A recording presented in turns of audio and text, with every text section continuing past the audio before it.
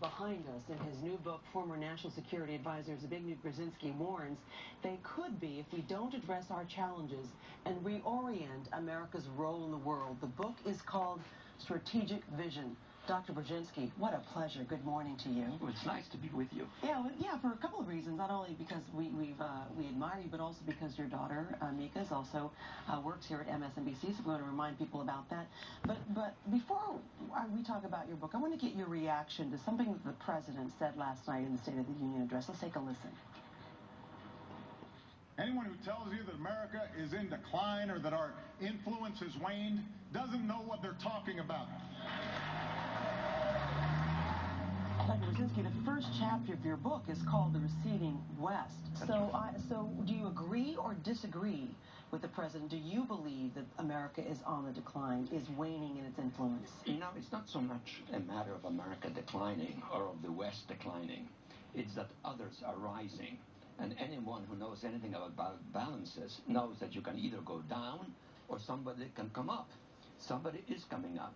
And we have to get ourselves in shape, both domestically and internationally, in order to be able to compete more effectively. And one of the things you say we have to do is we have to overcome our internal challenges. In fact, you say that if we do not do that, countries that don't embrace our democratic values will rise up to replace us?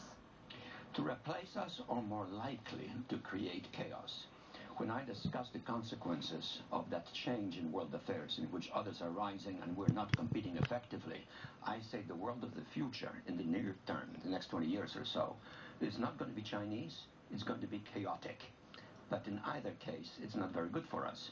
So we have to really concentrate on two things. One, how do we improve our domestic performance?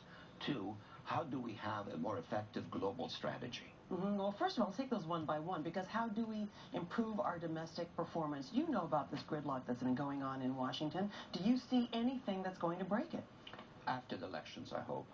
And hopefully no demagogue who has simplistic notions how to deal with the world will win. Then I think we can address some of the structural problems. We can begin to develop what might be called a capitalism with a human face. More social consciousness, less disparity, less injustice. And I think we can fashion a more intelligent foreign policy by working with our allies and also by not creating enemies unnecessarily. And I have in mind China. At the same time, you seem to be agreeing and saying that there are some real challenges in America's power. You seem to be echoing, to some degree, what we're hearing from the GOP presidential candidates, from both Romney and from Gingrich. Do you agree with their prescriptions I like this part. on the second point you're making about how to deal with the world? You know, I don't agree with their prescriptions because I frankly don't know what they are. They sound to me like a bunch of slogans, but without much substance. I have not seen an intelligent critique of American foreign policy, either from Mr. Romney or, even worse, from Mr. Gingrich. One of the key topics that we've been hearing a lot about is all this concern about Iran. You know what's been happening, the concerns, the tensions in the Straits of Hormuz, the concerns about Iran's rise in its efforts. Everyone believes in creating nuclear power, not only nuclear power, but nuclear weapons. Are we headed, in your view, based on all you know, for war with Iran? We could be. I think it's avoidable, but we have to be also careful how we conduct ourselves, because we could have a miscalculation.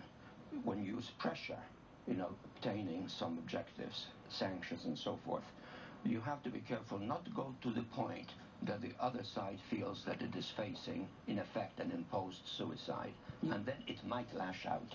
So it's a question of balancing force with persuasion. Zbigniew Brzezinski with a very smart book called Strategic Vision.